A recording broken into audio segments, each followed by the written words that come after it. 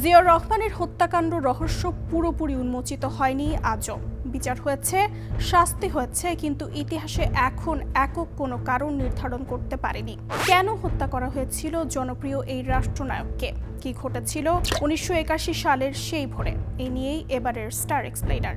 1981 সালের 29 মে তৎকালীন রাষ্ট্রপতি জিয়াউর রহমান 2 দিনের সফরে চট্টগ্রামে যান। উদ্দেশ্য ছিল বিএনপির স্থানীয় নেতাদের মধ্যে চলমান বিরোধ মীমাংসা করা।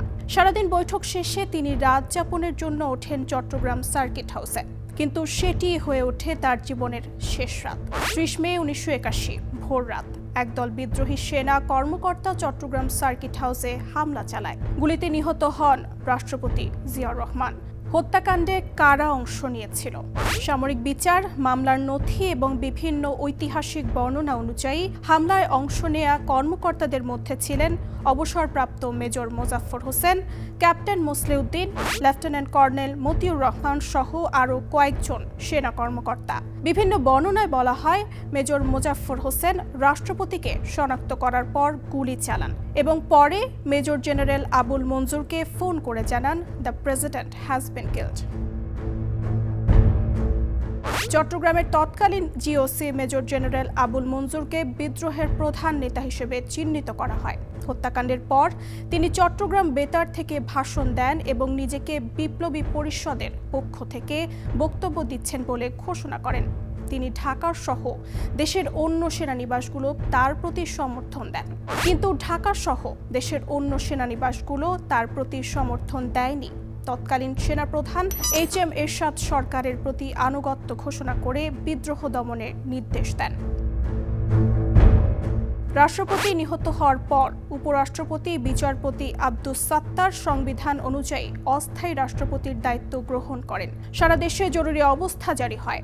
চট্টগ্রাম কয়েকদিন বিচ্ছিন্ন অবস্থায় ছিল। পরে সেনাবাহিনীর অভিযানে বিদ্রোহ দমন করা হয়। মেজর জেনারেল আবুল মঞ্জুর আটক হন এবং পরে সেনা হেফাজতে তার মৃত্যু হয়, যা আজও বিতর্কিত।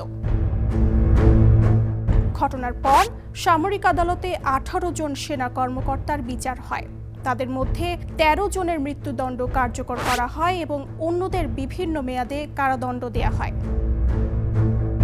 দীর্ঘদিন ধরে এই মামলায় 2 দণ্ডপ্রাপ্ত কর্মকর্তা পলাতক ছিলেন, মেজর SM খালেদ এবং মেজর মোজাফফর হোসেন। বিভিন্ন ঐতিহাসিক সূত্র অনুযায়ী মেজর SM খালেদ 1993 সালে বিদেশে মারা যান, আর মেজর মোজাফফর দীর্ঘ সময় আত্মগোপনে ছিলেন। তদন্ত সংশ্লিষ্ট তথ্য অনুযায়ী তিনি একসময় ভারতে অবস্থান করেন এবং পরে ছদ্মনাম ব্যবহার করে সীমান্ত পেরিয়ে যাতায়াত করতেন। কিভাবে ধরা পড়লেন মেজর মোজাফফর? প্রায় 45 বছর আত্মগোপনে থাকার পর ঢাকা মহানগর গোয়েন্দা পুলিশ রাজধানীর বনানী DOHS এলাকা থেকে তাকে গ্রেফতার করে। পরে আইনগত প্রক্রিয়া শেষে কোর্ট মার্শাল সংক্রান্ত কার্যক্রমের জন্য তাকে বাংলাদেশ সেনাবাহিনীর কাছে হস্তান্তর করা হয়েছে। কেন এই গ্রেফতার গুরুত্বপূর্ণ? মেজর মোজাফফর হোসেন ছিলেন এই মামলার শেষ জীবিত পলাতক দণ্ডপ্রাপ্ত আসামি। তার গ্রেফতারের মধ্য দিয়ে 4 দশকেরও বেশি সময় ধরে আলোচিত জিয়াউর রহমান হত্যা মামলার একটি গুরুত্বপূর্ণ অধ্যায়ে নতুন অগ্রগতি ঘটেছে বলে মনে করছেন অনেকে। তবে হত্যাকাণ্ডের পেছনের উদ্দেশ্য, পরিকল্পনার পরিধি এবং সে সময়ের সামরিক রাজনৈতিক প্রেক্ষাপট নিয়ে বহু প্রশ্ন আজও ইতিহাসে অমীমাংসিত রয়ে গেছে।